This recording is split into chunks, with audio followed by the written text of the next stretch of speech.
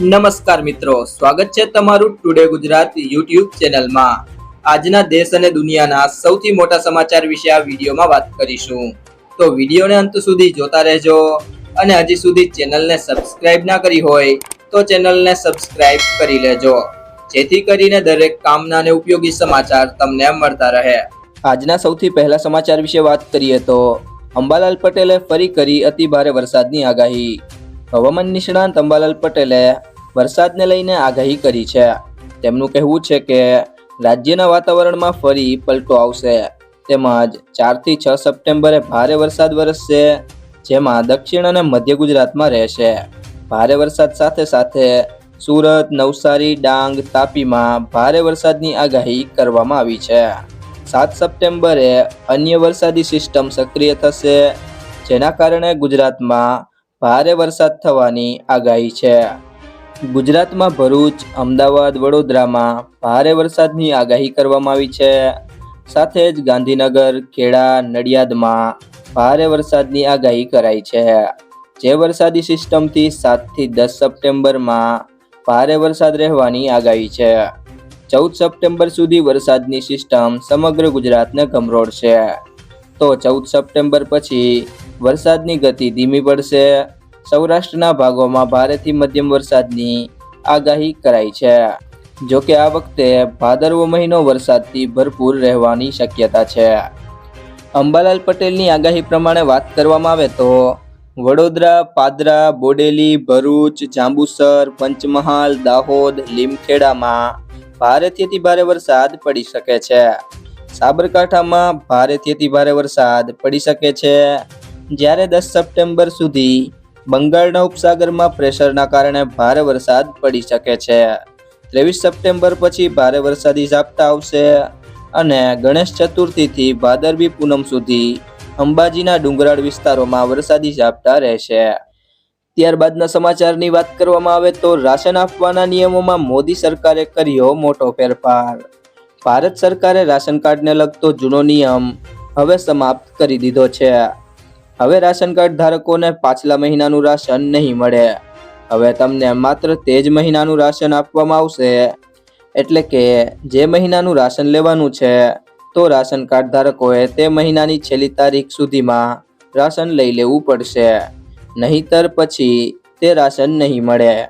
એટલે કે કુલ મળીને કહીએ તો રાશન કાર્ડ ધારકોને એક મહિનામાં એક જ વાર રાશન આપવામાં આવશે। જો કોઈ રાશન કાર્ડ ધારક તે મહિને રાશન નથી લઈ શકતો, તો પછી તેને આગલા મહિને રાશન મળશે, પરંતુ તેમાં જે પાછલા મહિનાનું રાશન નહોતું લેવાયું તે રાશન નહીં અપાય। ત્યારબાદના સમાચારની વાત કરીએ તો એલપીજી સિલિન્ડરના ભાવમાં વધારો। એલપીજી સિલિન્ડરની નવી કિંમત જાહેર કરવામાં આવી છે। દિલ્હીથી પટના અને અમદાવાદથી અગરતલા સુધી એલપીજી ગેસ સિલિન્ડર મોંઘો થયો છે। 19 કિલોના કમર્શિયલ સિલિન્ડરના ભાવમાં વધારો થયો છે। દિલ્હીમાં કમર્શિયલ એલપીજી સિલિન્ડરનો ભાવ 39 રૂપિયા વધીને 1691.50 રૂપિયા થયો છે, જે પહેલા તે 1652.50 રૂપિયા હતો।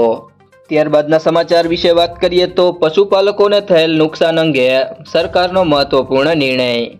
ગુજરાતમાં વરસાદી આફતે અનેક જગ્યાએ વિનાશ વેર્યો છે। જામનગરમાં અત્યાર સુધીમાં 514 જેટલા પશુ મૃત્યુ પામ્યા છે। જૂનાગઢમાં પશુપાલન વિભાગની 11 ટીમ દ્વારા વરસાદથી અસરગ્રસ્ત 100 થી વધારે ગામોની મુલાકાત લઈ 1755 પશુઓને જરૂરી દવા આપી સારવાર કરવામાં આવી હતી। પશુઓના સ્વાસ્થ્યને અસર ન પહોંચે તેમજ પશુઓમાં રોગચાળો ન ફેલાય તે માટે પણ જરૂરી તકેદારી લેવામાં આવી રહી છે। આ માટે બીમાર પશુઓની સારવાર સાથે ચેપી રોગચાળો ઉપદ્રવ ન થાય તે માટે રસીકરણની કામગીરી પણ હાથ ધરવામાં આવી છે। પશુપાલન વિભાગ દ્વારા ભારે વરસાદ અને પૂરના કારણે પશુપાલકોને પશુઓની લેવાતી થતી કાળજી તેમજ પશુઓના સ્વાસ્થ્યને અસર ન પહોંચે અને દૂધ ઉત્પાદન ન ઘટે તે માટે પશુપાલકોને માર્ગદર્શિત કરવામાં આવ્યા હતા।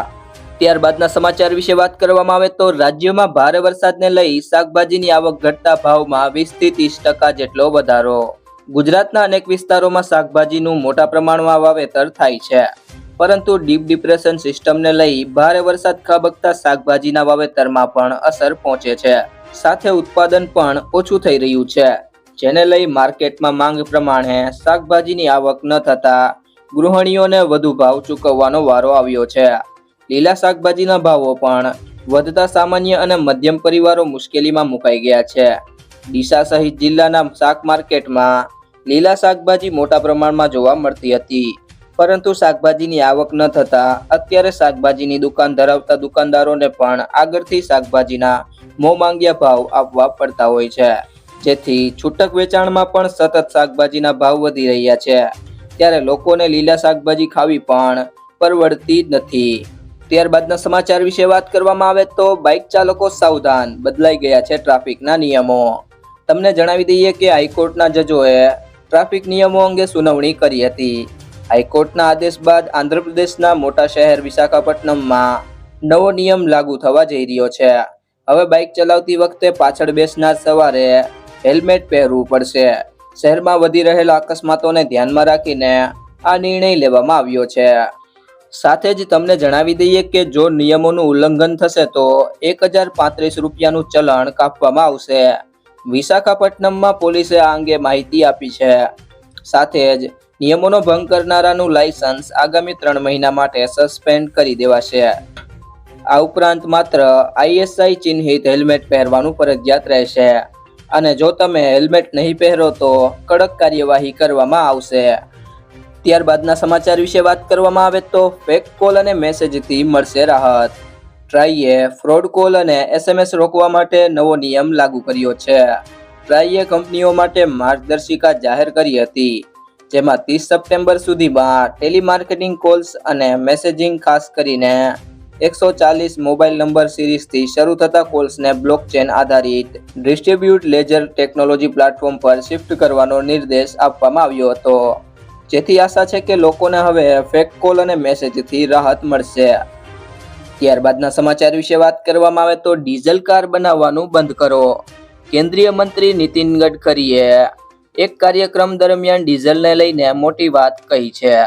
તેમણે કહ્યું, જો ડીઝલ વાહનોનું ઉત્પાદન જલ્દી બંધ કરવામાં નહીં આવે તો હું આ વાહનો પર એટલો ટેક્સ લગાવી દઈશ કે તેનું વેચાણ કરવું મુશ્કેલ થઈ જશે. આપણે ટૂંક સમયમાં જ પેટ્રોલ અને ડીઝલ છોડીને પ્રદૂષણ મુક્ત થવા માટે નવા માર્ગ પર ચાલવું પડશે. ત્યારબાદના સમાચાર વિશે વાત કરવામાં આવે તો રાજ્યના અડધાથી વધુ જળાશયો હાઈ એલર્ટ પર.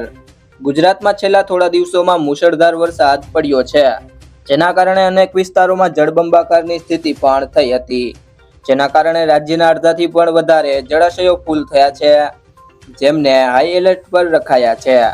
રાજ્યના 206 માંથી 108 જળાશયો હાઈ એલર્ટ પર છે, તો 20 ડેમ 50 થી 70% ભરાતા એલર્ટ અપાયું છે.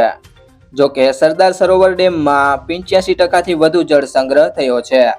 તો ત્યારબાદ અગત્યના સમાચાર વિશે વાત કરવામાં આવે તો ગુજરાતમાં શિક્ષકોની ભરતી પર મોટું અપડેટ. ગુજરાતમાં શિક્ષકોની ભરતી પર મોટી અપડેટ સામે આવી છે. 4000 જેટલા જૂના શિક્ષકોની ભરતી જાહેર કરવામાં આવી છે, જેમાં 2000 માધ્યમિક અને 2000 ઉચ્ચતર માધ્યમિકમાં ભરતી થશે, જે 12 સપ્ટેમ્બરથી 26 સપ્ટેમ્બર સુધી ઓનલાઈન ફોર્મ ભરી શકાશે. મિત્રો, તમને આ વિડીયો પસંદ આવ્યો હોય તો વિડીયોને લાઈક કરી દેજો, તમારા મિત્રો સાથે શેર કરી દેજો અને ચેનલને સબસ્ક્રાઇબ ના કરી હોય તો ચેનલને સબસ્ક્રાઇબ કરી લેજો.